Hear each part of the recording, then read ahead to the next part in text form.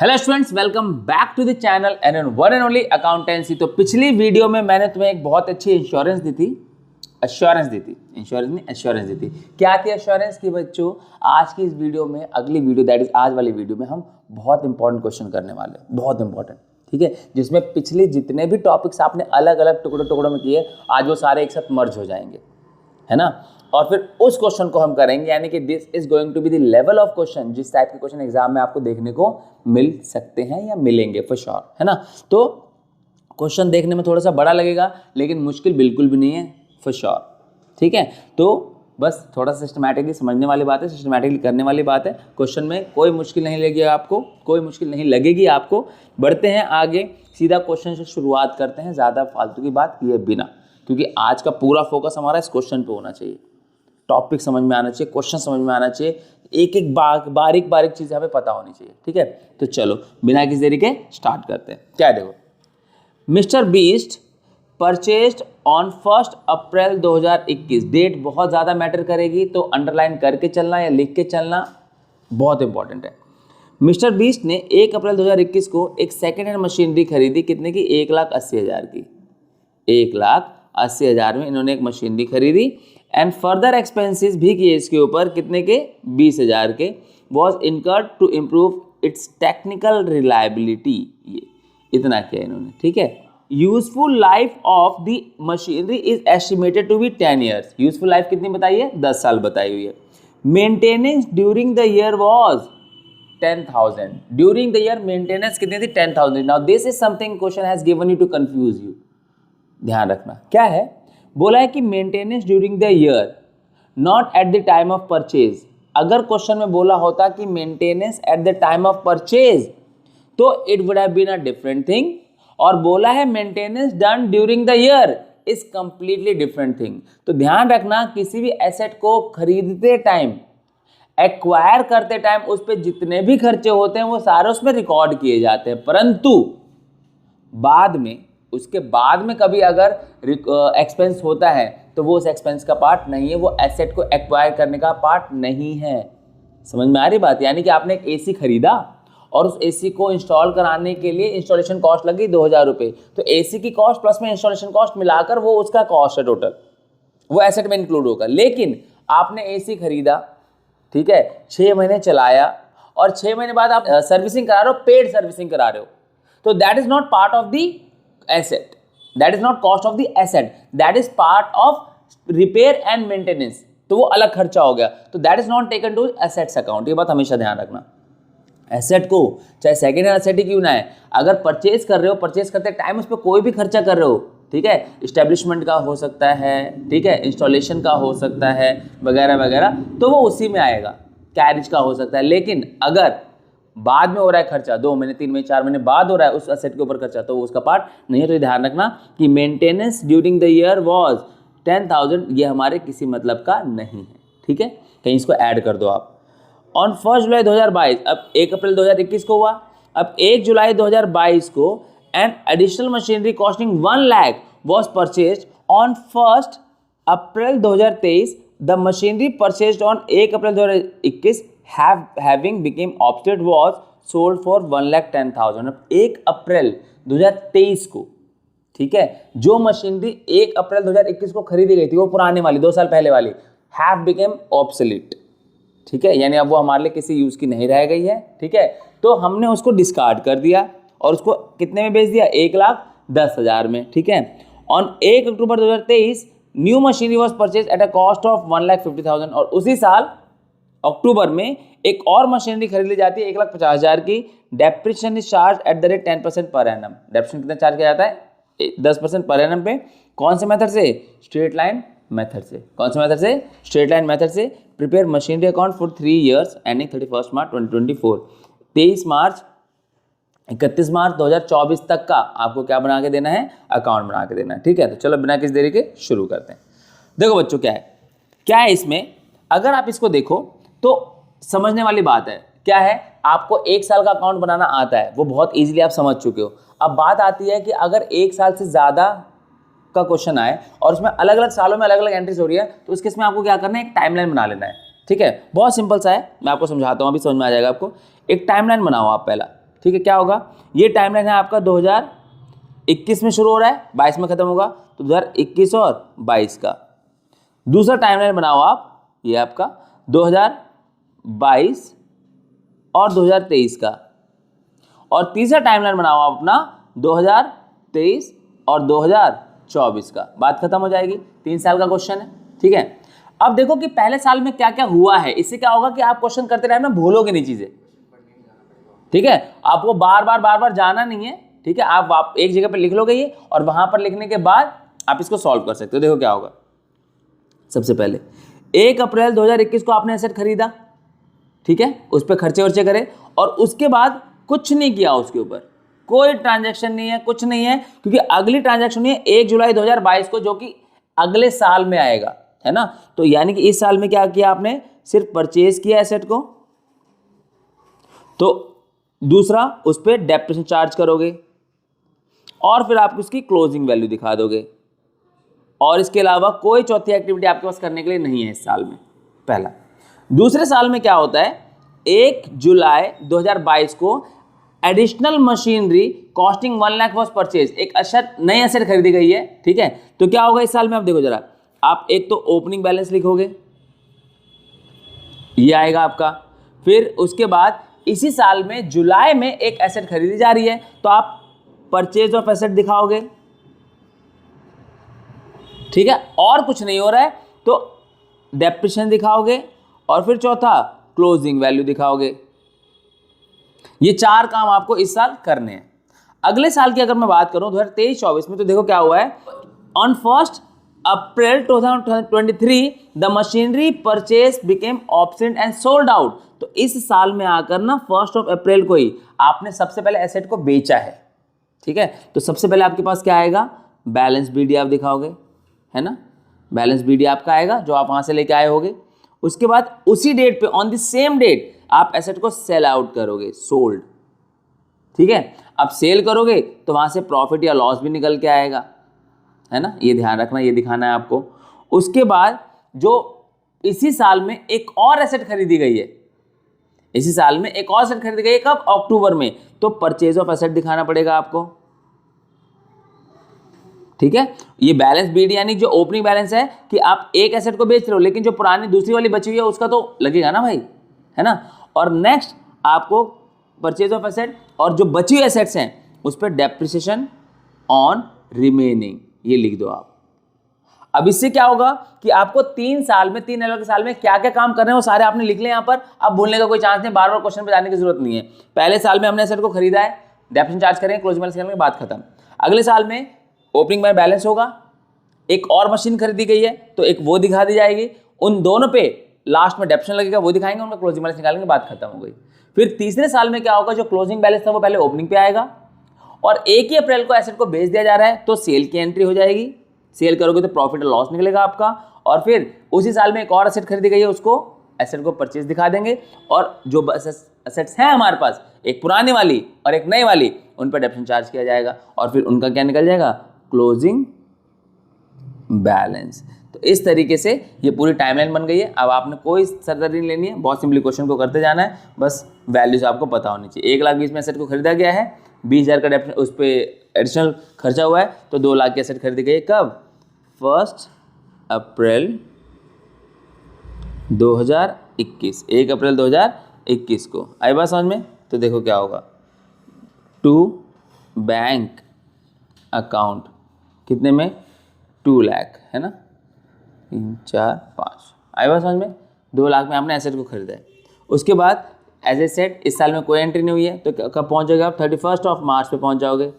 31 मार्च 2021 था ना ये, तो 2022 में ख़त्म हो जाएगा। क्या होगा, बाय डेप्रिसिएशन अकाउंट, ठीक है, और by balance CD, that is balance carry down. कितना, डेप्रिसिएशन 10% था, तो 2 लाख का 10% कितना जाएगा, 20,000, और बैलेंस कितना बचेगा, 1 लाख और 80,000, ठीक है। हर साल के अकाउंट हमारे पास हैं, जगह का अभाव है नहीं अभी यहाँ पर, तो कोई सरदर्दी नहीं लेते हैं। 3 साल का बनाना है, 1 साल का यहाँ लिखा, 2 लाख यहाँ टोटल करते हैं, बात खत्म हो जाएगी, ठीक है, 2 लाख यहाँ टोटल करते हैं, बात खत्म हो जाएगी। ठीक है, अपना टाइमलाइन देख लो आगे बढ़ने से पहले।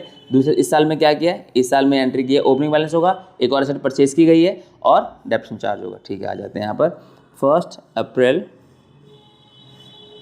2022 क्या होगा, टू बैलेंस BD है ना, बैलेंस ब्रॉट डाउन। अब लिखना मत भूलना क्योंकि इस साल में एक नई मशीन आने वाली है, तो M1 को लिख देना सो दैट बिल्कुल सेपरेट हो जाए सबकी इन्फॉर्मेशन। कितना, 1,80,000 बैलेंस BD है। और इसी साल में इन दी वेरी सेम ईयर अब क्या होता है, at the end of the accounting period पर डेप्रिसिएशन चार्ज होता है, तो 31 मार्च को डेप्रिसिएशन चार्ज होगा। लेकिन 31 मार्च तक पहुंचने से पहले ही 1 जुलाई को एक एसेट खरीद ली जाती है, तो 1 जुलाई को एक एसेट खरीद लोगे आप टू बैंक अकाउंट, है ना, टू बैंक अकाउंट। ये किस पे, M2 पे आएगा। किस में आएगा, M2 में। कितने की खरीदी गई थी 1 जुलाई को मशीनरी, कितने की भाई, 1 लाख की। कितने की, 1 लाख की। तो अब 1 लाख में हमने मशीनरी खरीदी अपनी, 1 2 3 4 एंड 5 एसेट खरीद ली। अब और कुछ नहीं हुआ इस साल में, तो अब जो ऑटोमेटिकली होता है नेचुरली वो क्या होगा, एट द एंड 31 मार्च को 2023 में पहुंच गया अब आप। ठीक है, 31 मार्च 2023 क्या होगा, बाय डेप्रिसिएशन अकाउंट। कितना, एक ये जो पहले वाली एसेट थी आपकी M1 ओरिजिनल कॉस्ट पे चल रहा है, स्ट्रेट लाइन मेथड चल रहा है, तो वो 2 लाख की, 2 लाख का 10% कितना होगा, 20,000। ये किसका होगा डेप्रिसिएशन, M1 का। और M2 का कितना होगा बच्चों, M2 का होगा 1 लाख की खरीदी आपने, 1 लाख के 10% होगा 10,000। ये आइडियली दिख रहा है ना, लेकिन एसेट को कब खरीदा गया है, जुलाई में। तो कब तक यूज होगी, जुलाई, अगस्त, सितंबर, अक्टूबर, नवंबर, दिसंबर, जनवरी, फरवरी, ठीक है, और एक मार्च, 9 मंथ्स, 9 महीने यूज होगी। या तो ऐसे काउंट कर लो, और नहीं तो ये देखो कि अप्रैल हटा दो, मई हटा दो, जून हटा दो, बाकी रेस्ट ऑफ द ईयर में यूज होगी। वह तब भी 9 बच रहे हैं 3 हटाने के बाद भी। तो 9 महीने का डेप्रिसिएशन कितना आ जाएगा, 7,500 करके देख लेना आप। 1 लाख इंटू में 10/100 इंटू में 9/12 करोगे ना, तो आपको यही वैल्यू मिल जाएगी। ठीक है, 7,500। तो ये हो गया आपका 27,500, और सॉरी 27,500 ओनली 1 2। और यहाँ पर क्या होगा, बाय बैलेंस CD है ना, बैलेंस कैरी डाउन किसका, M1 का भी आएगा और M2 का भी आएगा। M1 1,80,000 की थी, ये रही 1,80,000 की, उसमें से 20 की और कम हो गई तो कितने की रहेगी, 1,60,000 की ये रहेगी। और ये 1 लाख में से 7,500 कम हो गए तो 92,500, 92,500 की ये रह गई। ठीक है, दोनों का टोटल कर लो और यहाँ पर आप दिखा सकते हो, दोनों का टोटल आएगा 500, दोनों का टोटल आ जाएगा 500, और 2 का 2, 9 और 6, 15 का 5 और 1, 2,52,000 ये आ जाएगा टोटल। और ये आ जाएगा 2,80,000, और ये जाएगा 2,80,000। आया बात समझ में। तो इस तरीके से आपका इस साल का अकाउंट क्लोज हो चुका है, ये साल पूरा कंप्लीट हो गया आपका। अब बारी किसकी आएगी, लास्ट ईयर की, 2023-24 की, है ना। 2023-24 की टाइमलाइन देख लें। ओपनिंग बैलेंस दिखाना पड़ेगा, इसी डेट पे 1 अप्रैल को एसेट को बेच दिया गया, सेल दिखाना पड़ेगा, सेल करोगे प्रॉफिट लॉस होगा वो दिखाना पड़ेगा। फिर इसी साल में अक्टूबर में एक और एसेट खरीदी गई थी वो दिखाना पड़ेगा। अब at the end of the year सारे के सारे एसेट्स का डेप्रिसिएशन चार्ज होगा वो दिखाना पड़ेगा, और फिर उनकी क्लोजिंग वैल्यूज दिखानी पड़ेगी। बस इतना सही काम है। ठीक है, बस इतना देख लो कि एसेट को बेचा कितने में गया है, बीके ऑफ से वो सोल्ड फॉर 1,10,000 की, 1,10,000 में एसेट को बेचा गया है। ठीक है, और 1,50,000 में नई मशीनरी खरीदी गई। ये 2 बातें आपको पता होनी चाहिए। बेचा कब है ये भी ध्यान रखना, ऑन 1 अप्रैल 2023, ये रहा 1 अप्रैल 2023 को। Machinery purchased on 1 April 2021, 1 April 2023 को वो मशीनरी जो 2021 में खरीदी गई थी उसको बेचा। ये बात ध्यान रखना, लैंग्वेज में कंफ्यूज मत होना। 1 अप्रैल 2023 को उस एसेट को बेचा गया है जो 1 अप्रैल 2021 में खरीदी गई थी पीछे। आई बात समझ में। तो बस वही देखना है। तो क्या होगा हमारा, यहां पर आएंगे सबसे पहले 1 April 2023 to balance BD that is brought down. एक होगा M1, एक होगा आपका M2। M1 कितना है, 1,60,000 और M2 कितना है, 92,500। दोनों का टोटल आप कर चुके हो पहले, 2,52,500। समझ में आया।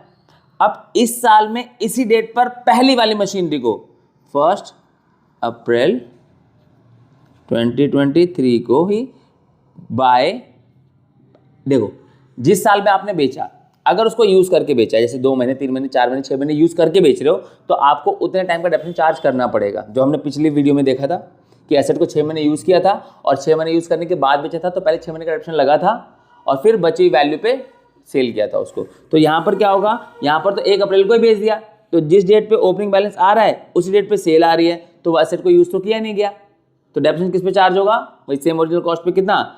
बिल्कुल भी नहीं। क्यों नहीं होगा बिल्कुल भी? क्योंकि क्वेश्चन में एसेट को जिस साल में बेचा उस साल तो यूज ही नहीं किया गया, तो सीधा क्या होगा, बाय बैंक अकाउंट। कितने में बेचा था? 1,10,000 में। कितने में बेचा था? 1,10,000 में। दिखा देता हूँ इससे पहले हम कंफ्यूज हो जाएं। 1 April machinery on 1 April 2021 having option was sold for 1,10,000। ये रही वो वैल्यू 1,10,000 जिसमें इसको बेच दिया गया। ठीक है, तो ये हो गया हमारा सेल की वैल्यू आ गई। बाय, अब बेचा है तो या तो प्रॉफिट या तो लॉस। अब देखो 1,60,000 की आपकी एसेट थी और बेचा कितने में आपने? 1,10,000 में, तो कितने का लॉस हुआ तुमको? 50,000 का ना। By profit and loss account कितने का लॉस हुआ? 50,000 का। अब देखो मैंने आपको बताया था दोनों साइड की वैल्यू इक्वल होती है, तो 1 10 और 50 61 यहाँ पर है। जिस एसेट को बेचा उन दोनों की वैल्यू दोनों साइड सेम आ जाएगी। अब इस साल में क्या हुआ है? इस साल में 1 अक्टूबर को, है ना, 1 अक्टूबर को एक और एसेट खरीद ली गई थी ना, टू बैंक अकाउंट। कौन सी? M3। कौन सी? M3। कितने में? 1,50,000 में। 1,50,000 में। बात समझ में आ रही है? अब इस साल और कुछ नहीं होगा, अब साल का एंड होगा। कब होगा? 31 मार्च 2024। क्या होगा? बाय डेप्रिसिएशन अकाउंट किस किस पर लगेगा? M1 पर लगेगा, M2 पर लगेगा, M3 पर लगेगा, है ना? नहीं। क्यों? M1 तो बिक गई, तो जब M1 बिक गई तो M1 की डेप्रिसिएशन कैसे चार्ज करोगे? किस पे चार्ज करोगे? जब उसको तुमने बेच दिया। यहाँ पर M1 की तो बेचा है, ये उसी एसेट को तो बेचा है जो 1 अप्रैल 2021 को खरीदी गई थी, यही तो थी M1, उसको तो बेच दिया ना, तो उस पर तो डेप्रिसिएशन का कोई चार्ज ही नहीं, चांस ही नहीं है। तो M2 और M3, M2 कितने की खरीदी गई थी? 1,00,000 की, 10% कितना होगा? 10,000। M3 कितने में खरीदी गई? 1,50,000 की, 10% कितना होगा? 15,000। 15,000 को पूरे साल का। एसेट को कब खरीदा गया है? अक्टूबर में, तो 6 महीना, अक्टूबर नवंबर दिसंबर जनवरी फरवरी मार्च, 6 महीने। तो 6 महीने का डेप्रिसिएशन चार्ज करोगे हो जाएगा 7,500। ठीक है, टोटल डेप्रिसिएशन आ गया 17,500। और लास्ट आता है हमारा क्या? By balance CD। M1 है नहीं तो M2 है और M3 है। M2 का बैलेंस कितना आएगा? 1,92,500 में से 10 और चले गए तो 82,500, 82,500 बच गए। और 1,50 की खरीदी गई है, 7,500 का डेप्रिसिएशन लग गया, तो 1,42,500 यहाँ आ जाएगा। तो टोटल अगर आप देखो तो 0 0 0 3 0 ये रहे, 2 2 4 और 1 5 का ये रहा, ठीक है, और 8 4 12 का 2 ये रहा, 8 4 12 का 2 1 ये रहा, 2,25,000। कितना आ जाएगा? 2,25,000 बैलेंस शीट आ जाएगा। तो हम अगले साल अगर जाते हैं तो इसी बैलेंस शीट को अगले साल का वीडियो बना देते हैं और वहीं से अगले साल का क्वेश्चन चल पड़ता। ठीक है, तो इसी के साथ आपका ये क्वेश्चन होता है कंप्लीट।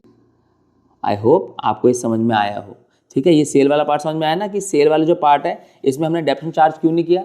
डेप्रिसिएशन इसलिए चार्ज नहीं किया क्योंकि इस एसेट को यूज करने से, बेचने से पहले यूज नहीं किया गया है, तो कोई डेप्रिसिएशन चार्ज नहीं हुआ। तो सीधा हमने क्या किया? सेल की एंट्री की और साथ में हमने प्रॉफिट एंड लॉस, जितना भी लॉस हुआ उस लॉस को दिखा दिया। आई बात समझ में? अब लॉस को हमने दिखा दिया 31 मार्च 2024, उस साल का एंडिंग पीरियड। उसमें क्या होगा? जितनी भी एसेट्स बची हुई हैं, M2 बची, M3 बची हुई है ना, M3 तो खरीदी है, तो M2 का डेप्रिसिएशन, ठीक है, M3 जो नहीं खरीदी है उसका डेप्रिसिएशन ये चार्ज करेंगे। उन दोनों का बैलेंस शीट ये रहा हमारा, और इसका टोटल आ जाएगा। ठीक है, टोटल आप करोगे तो कितना आ जाएगा? टोटल अगर बोलो तो कर भी दूँ ताकि बाद में कोई कन्फ्यूजन ना रह जाए आपको। 0 0 2 का 2 रहा, 5 5 10 का 0 हो गया, 1 चला गया वहाँ पर, 3 और 1 4, 4,02,500, 4,02,500 टोटल आ जाएगा। और इसके साथ आपका क्वेश्चन होता है समाप्त। आई रियली होप आपको ये क्लियर है। क्वेश्चन इंपॉर्टेंट है क्योंकि अब आपके सही मायने में जो फंडामेंटल्स है स्ट्रांग होते चले जाएंगे, और जो पीछे आपने पार्ट्स में किए ना उनको अब यहाँ पर आकर मर्ज कर दिया गया। देख रहे हो, 3 एसेट्स खरीदी गए एक ही क्वेश्चन में, 3 एसेट एक ही क्वेश्चन में खरीदी हैं, पहले स्टार्टिंग में, फिर 1 साल बाद, फिर 1 साल बाद। और उसमें से एक एसेट को बेचा पहली वाली को, सबसे पहली वाली को, ठीक है। तो ये हमने सेल की एंट्री की एंड आई नो कि आपको क्लियर है ये क्वेश्चन, बहुत अच्छे समझ में आ गया, बट फिर भी जस्ट फॉर दी एश्योरेंस आप इस क्वेश्चन को एक बार दोबारा से करके देख लेना। ये स्क्रीन पर मैं लगा देता हूं यहाँ पर आपके सामने, इसका स्क्रीनशॉट ले लेना और इस क्वेश्चन को खुद से करके देखना, खुद से करके, और फिर बाद में टैली करना कि जो तुमने किया वो सोल्यूशन और जो मैंने तुम्हें कराया वो सोल्यूशन, क्या वो दोनों सेम आ रहे हैं? अगर आ रहे हैं तो you are good to go, और वो आएंगे क्योंकि तुमने बिल्कुल बेसिक से समझ के स्टार्टिंग से किया हुआ है, ठीक है। तो this is it for this video. Topic हमारा कंप्लीट होता है। अगले क्लास में मिलेंगे एक अगले बढ़िया धांसू से क्वेश्चन के साथ अगली वीडियो में, है ना। वही सारे अब यहाँ से जो भी चलेंगे ना वो सारे एग्जामिनेशन पॉइंट ऑफ व्यू से बहुत ज़्यादा ही इंपॉर्टेंट होने वाले हैं, बहुत इंपॉर्टेंट होने वाले हैं, ठीक है। तो इसीलिए अभी तक जो आप कर रहे थे फंडामेंटल थे, बेसिक्स थे जो कि स्ट्रॉन्ग कर लिए तुमने। अब चलेंगे क्वेश्चंस पे कि एग्जाम में कैसे क्वेश्चन पूछता है, एंड 200% गारंटी ऑफ माइंड आपको बहुत इजीली समझ में आएगा क्योंकि आपके फंडामेंटल्स क्लियर। और बाय चांस तुम अगर इस वीडियो में नए हो तो पीछे जाके इस सीरीज की सारी वीडियोस देख लो, ठीक है, ताकि स्टार्टिंग से आपके टॉपिक्स क्लियर हो जाएं और फिर अगली वीडियो जो आने वाली है वो बहुत अच्छे समझ में आएगी। क्योंकि देखो क्वेश्चन तो महंगा है, चैप्टर महंगा है, सॉरी, क्योंकि क्वेश्चन आएगा हायर मार्क्स में से के आसपास पे आएगा, 8 नंबर का आ सकता है, 6 का आ सकता है, डिपेंडिंग स्कूल टू स्कूल थोड़ा सा वेरी करता है, ठीक है, लेकिन आएगा जरूर, अनटालेबल है, टाल नहीं पाओगे इसको तुम, ठीक है। तो मिलते हैं अगली वीडियो में एक नए बढ़िया से क्वेश्चन के साथ। Take care of yourself.